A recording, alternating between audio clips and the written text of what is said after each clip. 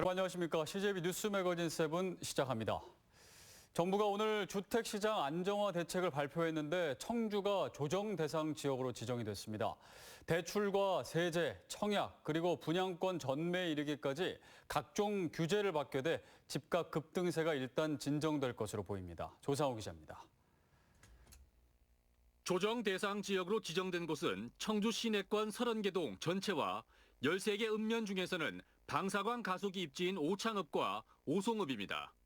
정부는 개발 호재 발표 후 청주의 주간 아파트값 상승률이 전국에서 가장 가파르게 올랐고 1%도 안 되던 법인 매수 비중이 올 들어 12.5%까지 치솟는 등 시장이 과열되고 있다고 진단했습니다. 최근 집값 상승이 지속되고 있는 경기, 인천, 대전, 청주 등 일부 지역을 제외한 전 지역을 조정 대상 지역으로 지정합니다. 조정 대상 지역은 2주택 이상 세대의 주택담보대출이 전면 금지되고 주택담보대출 비율과 총 부채 상환 비율이 축소됩니다. 다주택자 양도세가 중과되고 장기 보유 특별공제가 배제되며 보유세 세부담 상한도 300%로 상향됩니다.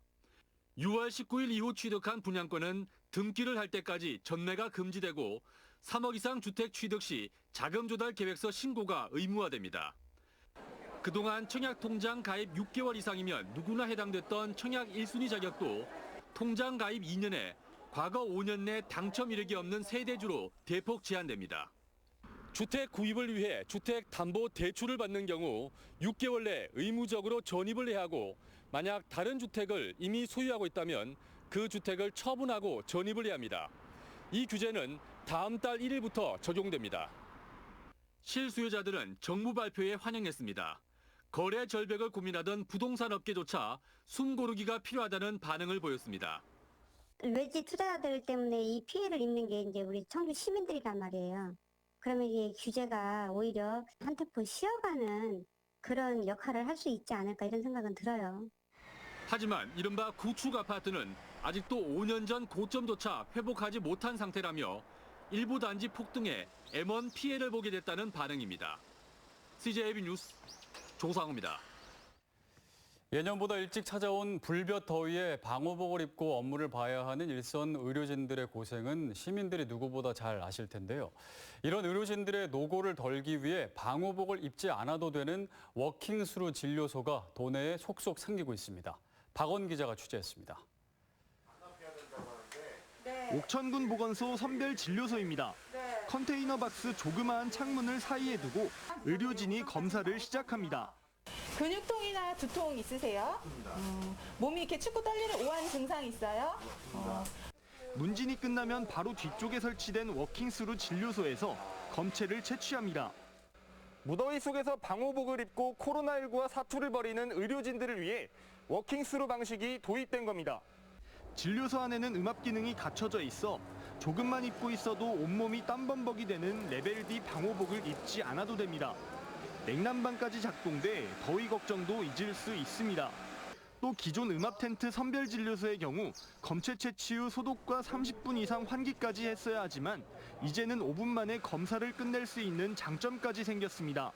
근데 이 무더위 속에서 너무 덥기도 하고 물도 제대로 마실 수도 없고 또 화장실도 자유롭게 갈 수가 없기 때문에 편안하고 자유롭게 또 업무를 할 수 있고 효율적으로 일을 할 수 있어서 현재 워킹스루 방식으로 운영되는 곳은 옥천과 증평, 음성군으로 청주시와 나머지 시군 보건소도 곧 도입할 예정입니다. CJB 뉴스 박원입니다. 충청북도가 유치한 차세대 방사관 가속기는 충북의 산업 역량을 끌어올릴 핵심 인프라로 기대받고 있습니다. 하지만 관과에서는 안 될 중요한 요소가 이를 운영할 인재를 확보하는 것입니다. 충청북도와 도내 대학들은 어떻게 준비하고 있는지 알아봤습니다. 구준회 기자입니다. 30년 넘게 운영 노하우를 쌓아온 포항 가속기 연구소는 무엇보다 인재 확보에 중점을 둬야 한다고 강조했습니다. 청주는 수도권과 가깝고 인근에 카이스트와 대덕 연구단지, 다수의 대학이 있는 만큼 장점을 활용해야 한다고 조언했습니다. 기계 장치도 좋고 이용하는 과학자분들의 실험 능력이라든지 실험 아이디어라든지 이런 것들이 서로 매치가 돼가지고 최고의 성능을 발휘해야만 충청북도는 이를 위해 올해 초 협약을 맺은 카이스트, 서울대, 충북대 등 전국 10개 대학과 본격적인 전문 인력 양성에 나설 계획입니다. 국내외 13개 연구소와 5개 외국 대학과도 교류를 추진합니다. 협약을 맺은 대학을 중심으로 해서 저희가 인력 양성 관련된 TFT를 저희가 조만간 구성을 해서 역할 분담 그런 부분에 대해서 지속적으로 협의해 나갈 계획입니다. 청주대는 도내 대학 가운데 처음으로 인재 양성을 위한 구체적 계획을 내놨습니다. 우선 가속기 교육과정을 개설해 저변을 넓힌 뒤 정식 학과를 신설하고 세계적인 석학을 채용할 방침입니다. 유능한 학자를 모셔다가 이제 그런 트랙이니 또 학과 추진이니 이런 것들에 대한 총추이를 추진해 나가면 어떨까 이렇게 생각하고 있습니다. 충청북도는 대다수 대학과 연구소가 인재 육성에 적극적인 의지를 보이는 만큼 시간이 갈수록 인적 인프라 구축에 탄력이 붙을 것으로 기대하고 있습니다. CJB 뉴스 구준혜입니다. 괴산군 친환경 벼 재배 농가에서 긴 꼬리 투구새우가 올해도 발견됐습니다. 청정한 곳에서만 발견되는 귀한 몸인데 해충의 유충을 잡아먹는 만큼 친환경 농법에도 큰 도움이 된다고 합니다. 안정원 기자입니다. 괴산군 칠성면의 한 친환경 벼 재배 농가. 논물을 들여다보니 올챙이처럼 생긴 것이 빠르게 움직입니다. 납작한 투구 모양의 등, 두 갈래의 가늘고 긴 꼬리를 가진 긴꼬리 투구새우입니다. 여기도 꼬리새우가 나타났네 그랬더니 친환경이라 그래요. 우리 해마다 그렇게 나오는 거예요 지금. 투구새우가 이게 병충해도 되는 것 같아. 그래서 가만히 보니까. 괴산군에서 긴꼬리 투구새우가 발견된 건 지난 2013년. 간물면에서 처음 발견된 이후 인근 칠성면, 청천면 등지에서도 매년 확인되고 있습니다. 긴꼬리 투구새우는 깨끗하고 건강한 논에서만 발견돼 친환경의 지표로도 불립니다. 긴꼬리 투구새우는 생태자원적 가치가 매우 높습니다. 모내기철 아래서 깨어나 모기, 유충 등 해충을 잡아먹고 수십 개의 다리로 논바닥을 휘저으며 벼의 발육도 촉진시킵니다. 친환경 농사에 없어서는 안 될 중요한 역할을 하는 겁니다. 이에 괴산군은 긴꼬리 투구새우의 가치를 널리 알리고자 지난 2015년 괴산 세계 유기농 엑스포에 선보이기도 했습니다. 매년 긴꼬리 투구새우가 발견되는 농가가 늘어나는 만큼 괴산은 청정하고 유기농 재배에 아주 적합한 곳입니다. 앞으로도 이러한 청정 괴산을 잘 지켜나가겠습니다. 한때 멸종위기 야생동물로 지정될 만큼 사라져가던 긴꼬리 투구새우가 친환경 농법의 확산으로 우리 곁에 다시 돌아왔습니다. CJB 뉴스 안정은입니다.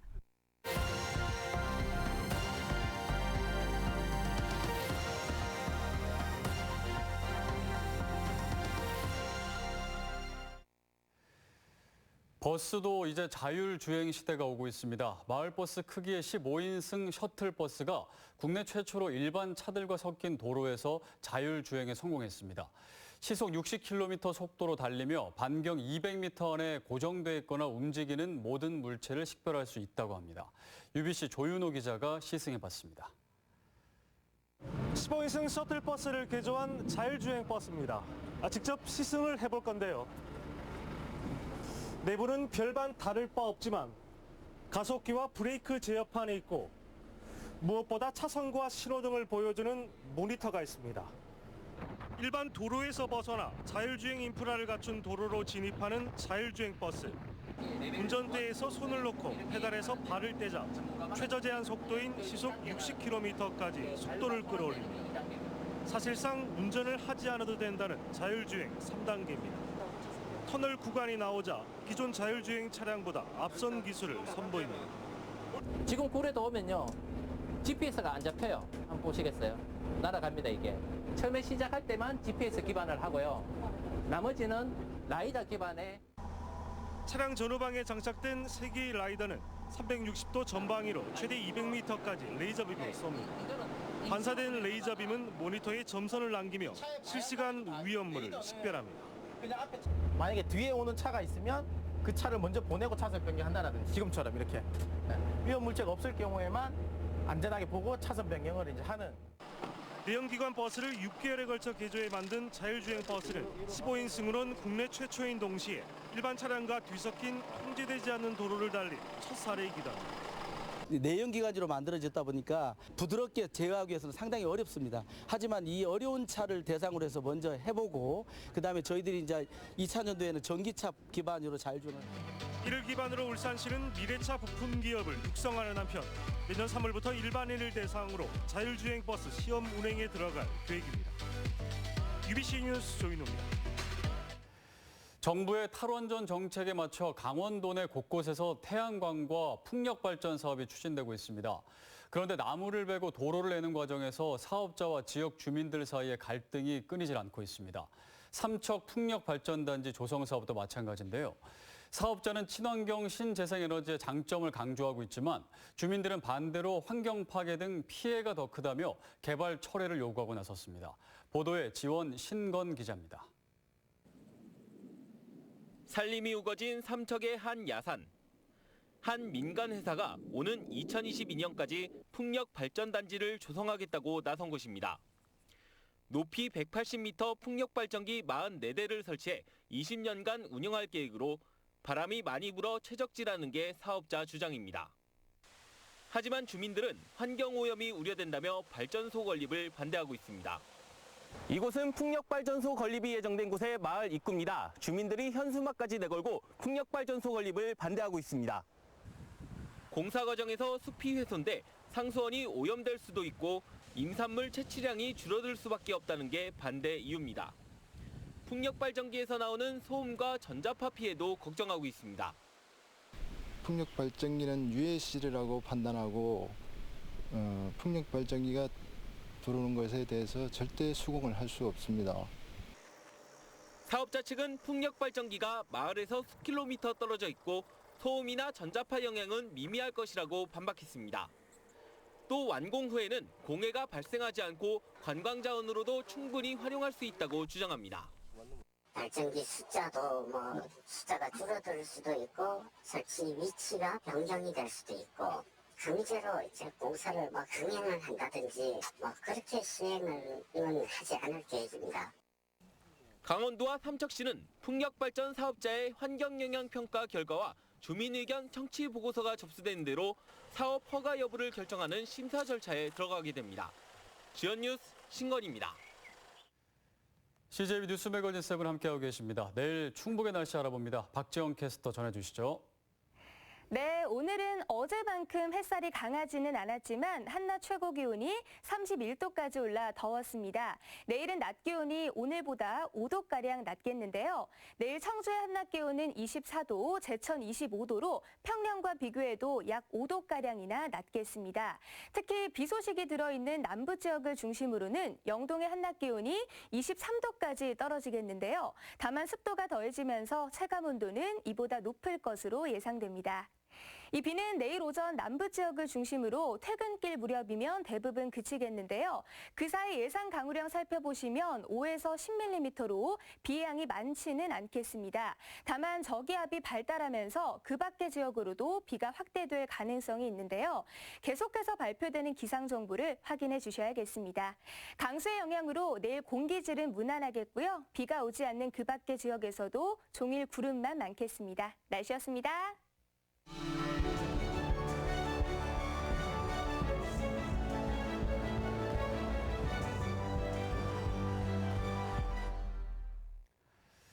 네, 오늘의 이슈와 화제 시간입니다. 이번 달에 2건의 심각한 아동학대 사건이 연이어 일어나면서 아동학대 근절을 위해 자녀 체벌 금지법이 추진되고 있습니다. 가까운 일본 역시 아동학대 사망 사건이 계속되자 우리와 비슷한 논의가 진행됐었는데요. 관련해서 권오주 조민우 변호사와 이야기 나눠보겠습니다. 안녕하십니까? 안녕하십니까? 네, 일단 우리 이야기를 좀 하기 전에 다른 나라 사례를 보면 좀 좋을 것 같은데요. 앞서 일본 얘기를 좀 드렸는데 일단 전 세계적으로 지금 법으로 자녀 체벌을 금지하는 나라가 늘고 있는 상황이긴 한 것 같습니다. 예. 작년에 일본도 부모가 자녀에게 체벌을 못하도록 법으로 금지를 했죠. 예. 네, 어떤 내용인가요? 최근 우리나라에서 그 아동 학대와 관련해서 문제가 되는 것처럼 네. 이웃 나라인 일본에서도 그와 관련한 문제가 먼저 있었던 것으로 보입니다.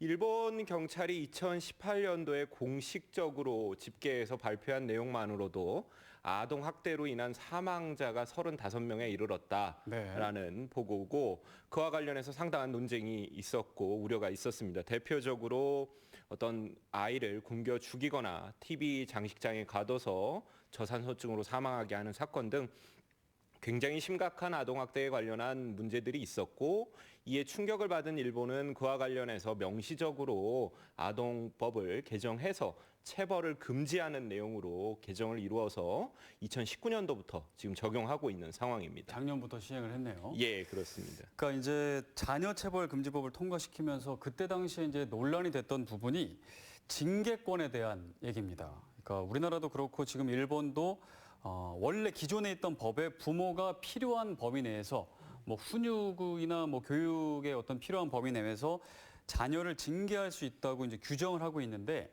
이 부분까지 삭제를 할지 말지를 놓고 좀 논란이 있었죠. 네, 정확히 어떤 내용이에요? 예, 맞습니다. 네. 그 징계권과 체벌 금지의 문제 또는 체벌권과 관련된 문제는 약간 다른 개념입니다. 네네. 징계권이 체벌 금지권을 포함하는 개념이다, 이렇게 볼 수 있겠는데요. 일본 민법은 우리나라와 상당히 유사하게 양육 및 교육에 필요한 범위 내에서 자식을 징계할 수 있다라고 규정되어 있고, 이 징계권 자체를 폐지하느냐에 대한 논쟁이, 그러니까 체벌 금지에서 더 나아가서 징계권까지의 폐지에 대한 논쟁도 있었던 것이 사실입니다. 그런데 이 굉장히 좀 특이한 부분인데요. 일본의 법무를 사실상 이끌고 있는 일본 법무상이 공식적으로 그러한 징계권을 폐지할 경우에 자식의 예절 교육이라든지 여러 가지 훈육에 심각한 문제를 초래할 수 있다라고 제동을 걸고 나섰고, 그 여론의 흐름도 굉장히 보수적인 사회적 분위기를 반영하는지 아이들의 체벌과 관련된 부분이라든지 징계에 관련된 부분을 60% 정도까지는 찬성한다라는 여론이 있었기 때문에 결국은 이제 체벌 금지는 명문화했지만 징계권 자체를 폐지하지 못한 결과를 나타낸 겁니다. 체벌은 금지하되 부모가 자녀를 징계할 수 있는 그런 징계권 조항 그대로 남겨둔 거네요. 예, 그렇습니다. 자, 일단 지금 최근에도 이제 우리나라에서 아동학대가 이제 일어나면서 뭐 일본의 사례도 좀 봤지만 자녀 체벌 금지법도 추진하겠다. 정부에서 그랬고, 여기에 더 나아가서 방금 얘기한 징계권까지 삭제하는, 현재 기존에 이제 법 조항이 있으니까 징계권도 없애는 방향으로 가겠다라고 이제 정부에서 밝혔는데, 이 부분에 대해서 또 이제 논란이 있습니다. 일단 징계권이라는 말이 좀 생소하긴 하거든요. 체벌권은 이제 많이 들어봤는데 징계권은 어떤 걸 얘기하나요? 그 징계 안에는 체벌도 좀 포함되는 건가요? 그렇습니다. 이제 우리 민법 자체가 이제 915조의 징계권 자체를 규정을 하고 있어요. 그 보호 또 교양을 위해서 필요한 범위 내에서 아동을 징계할 수 있다, 이렇게 되어 있는데, 방금 우리 조 변호사님이 말씀하신 것처럼 징계권 안에 체벌권이 포함되어 있는 겁니다.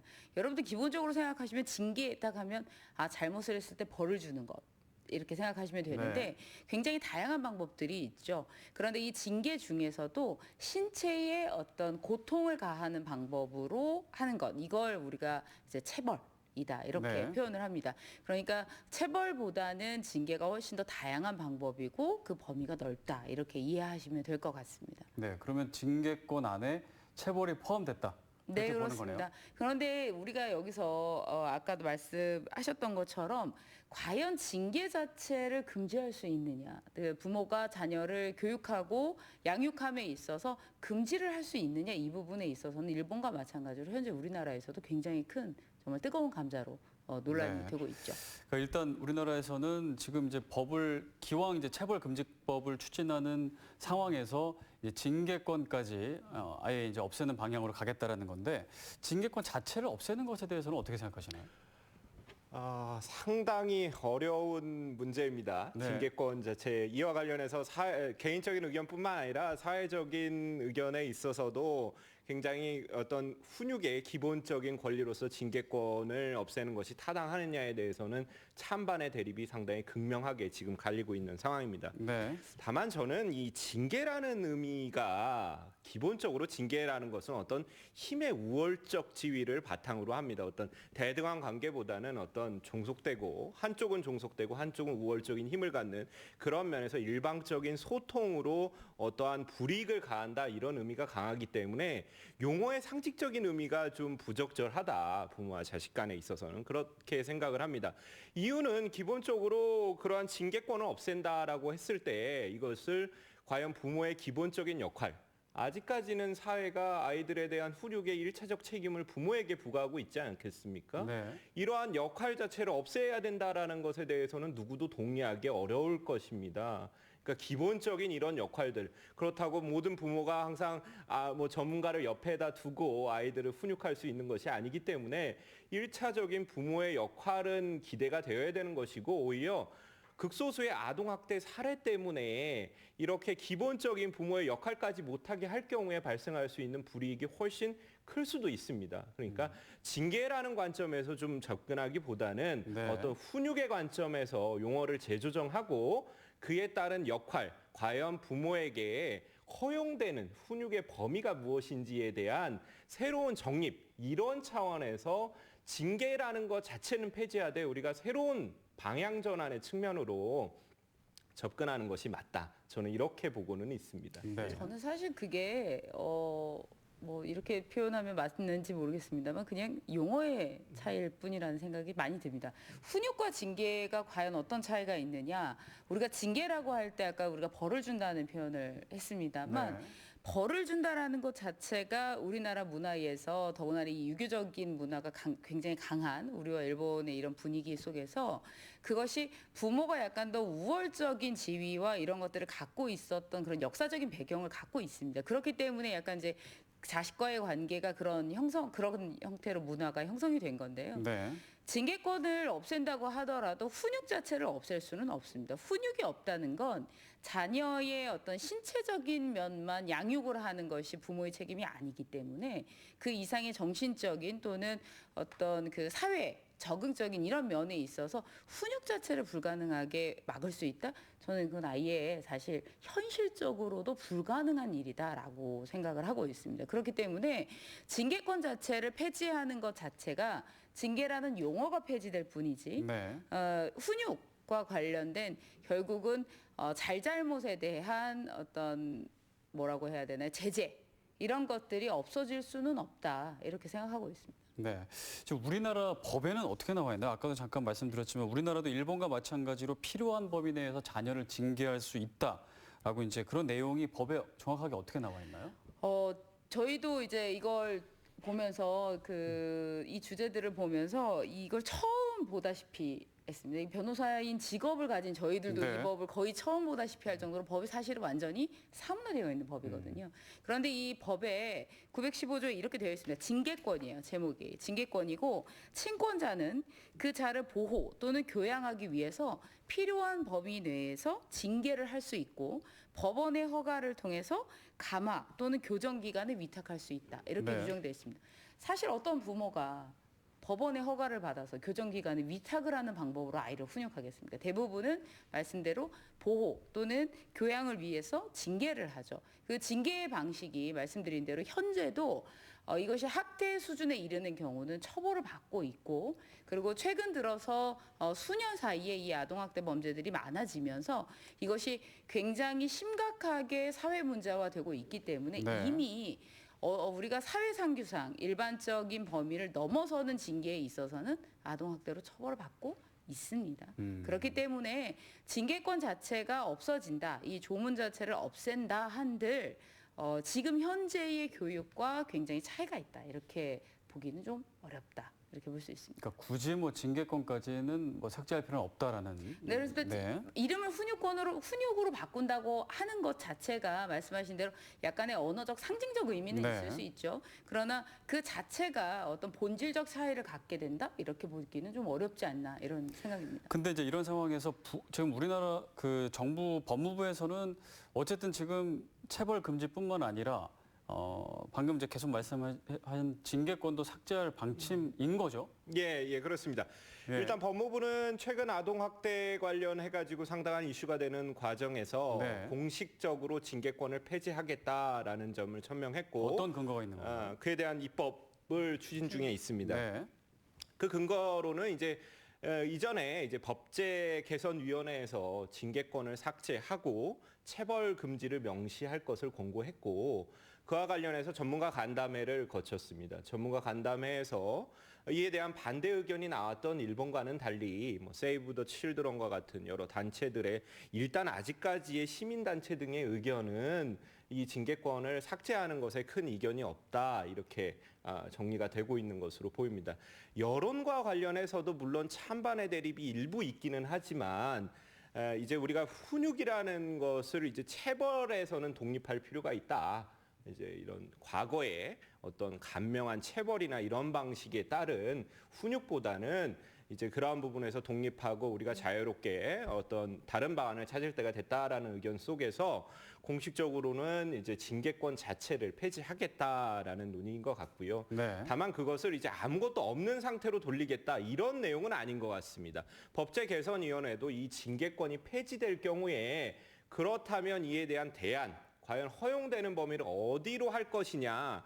예를 들면 이것을 훈육권이라는 명목으로 우리가 규정하는 대안에 대해서도 검토해 봐야 된다라는 단서 의견을 들었기 때문에 네. 제가 볼 때는 징계권 자체는 명시적으로 폐지가 되더라도 이를 보완하는 측면에서의 훈육권의 규정과 범위에 대한 부분은 여러 이제 앞으로의 논의를 거쳐서 좀 더 정립이 될 것이다. 저는 이렇게 보고 있습니다. 아예 없어지지는 않고 훈육권에 대한 논의가 있을 것이다. 근데 이 부분과 관련돼서 저희가 고민을 해야 되는 부분이 있어요. 우리 민법에서 미성년자의 행위에 대해서 그 책임을 사실 1차적으로 부모에게 지우고 있습니다. 네. 민사적인 1차적인 책임을 부모에게 지우고 있는 현재의 민법 상태에서 이 훈육권 자체나 이 징계권이라는 표현 자체가 이제 굉장히 강합니다만 네. 이 훈육권이나 이런 것들과 관련된 결국은 아이들의 잘못에 대한 제재를 부모가 할 수 있는 권한 자체가 전부 없어진다면 부모로서는 그에 따른 민사적인 책임을 제3자에게 져야 하는가 이 부분도 심각하게 고민이 될 필요가 권한이 있는 없으면 책임을 물을 수가 없겠네요. 그렇습니다. 왜냐하면 현재 아까 말씀드린 바와 같이 미성년자의 잘못이 있는 경우에는 1차적인 책임을 부모가 지고 있습니다. 네. 그 민사적인 책임에 있어서 부모가 그럼 과연 이 책임을 져야 할 만한 근거가 있느냐 이 부분까지 고민을 해야 하기 때문에 말씀대로 징계권이라는 규정은 없어진다 하더라도 훈육을 할 수 있는 적절한 훈육을 할 수 있는 방법에 대해서는 좀 더 고민할 필요가 있어 보입니다. 네.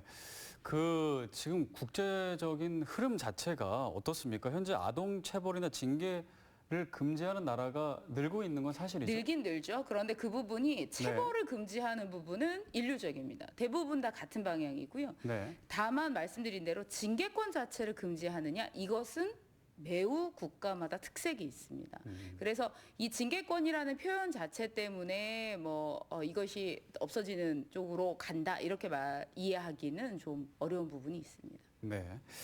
지금 이제 또 나오는 얘기가 친권자의 이제 부모의 그 징계권이 없어지게 되면 예절 교육이나 그런 따끔하게 이렇게 한마디 이렇게 혼내거나 이런 것 자체를 아예 못하는 것 아니냐 이런 얘기도 나오더라고요. 예.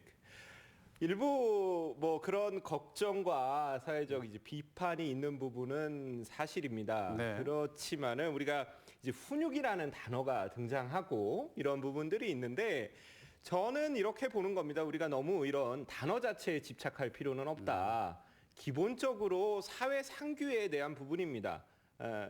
자녀에 대한 교육에 대한 부모의 자녀에 대한 교육의 필요성을 지금 부인하고 있는 것이 아니고 결국은 그 교육의 필요성에 따른 훈육이나 교육이 어느 수준까지 우리 사회가 용납하고 이것에 대해서 인정할 것이냐 이런 부분이기 때문에 너무 이 징계권 자체가 없어진다라고 해서 또 징계권 자체가 없어지고 훈육권이 신설되지 않는다라고 해서 부모가 교육 자체를 못한다 이런 방식으로 접근하는 것은 너무 형식적인 논리인 것 같고요. 네. 결국은 과연 우리가 이제 과거 그런 면이 없지 않아 있습니다. 이제 훈육이나 교육이나 이런 명목으로 누구나 봐도 좀 과하다 싶을 정도로 체벌을 가한다든지 이런 부분들에 대한 문제점은 누구나 인정하고 있는 부분이지 않겠습니까? 최근 그런 이제 조그만 용인들이 모여서 아동학대라든지 이런 큰 것으로 번져나가는 것이기 때문에 이참에 명시적으로 선언적 의미로는 뭐 징계권을 폐지하더라도 네. 실질적으로는 사회적으로 우리가 논의를 좀 거쳐서 부모의 그런 예절 교육과 같은 훈육 교육을 어느 수준에서 인정할 것이냐 이런 실질적인 논의로 저희들이 좀 접근할 필요성이 있다. 네. 저는 그렇게 보고 저는 있습니다. 이 부분과 관련돼서 꼭 그 이야기하고 싶은 부분이 실무적으로 좀 지적하고 싶은 부분이 있어요. 이게 뭐냐면 저희가 항상 이런 부분들과 관련돼서 아동학대도 마찬가지고 예전에 이제 교권과 관련된 부분도 마찬가지입니다. 선생님들이 학생을 체벌하는 것에 대해서 사실 저희가 자랄 때만 해도 일상적으로 이해를 했었죠. 그것이 네. 당연히 교권의 일부다라고 이해를 했었는데 이 문화가 법부터 급격하게 바뀌어 가면서 사실상 교권이 추락했다. 그다음에 아이들에 대한 관리가 되지 않는다. 이런 여러 가지 문제들이 발생했다라는 사실을 잊으면 안 됩니다. 제가 이 말씀을 여기서 왜 드리냐면 우리는 부모로서의 역할의 모습을 항상 나의 부모, 나의 이제 윗대에서 또는 이제 나의 주변의 부모들, 결국은 나보다 윗세대로부터 보고 배운 거거든요. 네. 그런데 이것이 급격하게 핵가족화되면서 사실 보고 자랄 수 있거나 또는 적당한 수준으로 부모의 역할을 할 수 있는, 지도할 수 있는 방식이 없어졌다는 겁니다. 결국 배울 곳이 없어진 거죠. 이런 상황에서 사회적으로 시선은 높아져서 굉장히 고급의 부모의 역할을 요구를 하고 있는데 실제 부모가 막상 되어 보면 부모라는 역할 자체를 하는 것만으로도 굉장히 어렵다는 걸 알게 네. 됩니다. 결국은 의식을 개선하고 적절한 부모의 역할이 어떤 것인지, 어떤 방식으로 훈육을 하고 아이를 양육하는 것이 좋은지에 대한 정말 사회적인 시스템적 교육이 필요하다. 그리고 그것이 선행되어야 의식을 개선할 수 있고 네. 그 의식이 개선되어야 결국 문제가 본질적으로 해결된다. 이렇게 생각합니다. 네. 자, 오늘 여기까지 얘기를 들어보겠습니다. 권호주, 조민우 변호사였습니다. 오늘 말씀 감사합니다. 네, 이상으로 CJB 뉴스 매거진 7 1부를 마치고 잠시 후 2부로 이어집니다.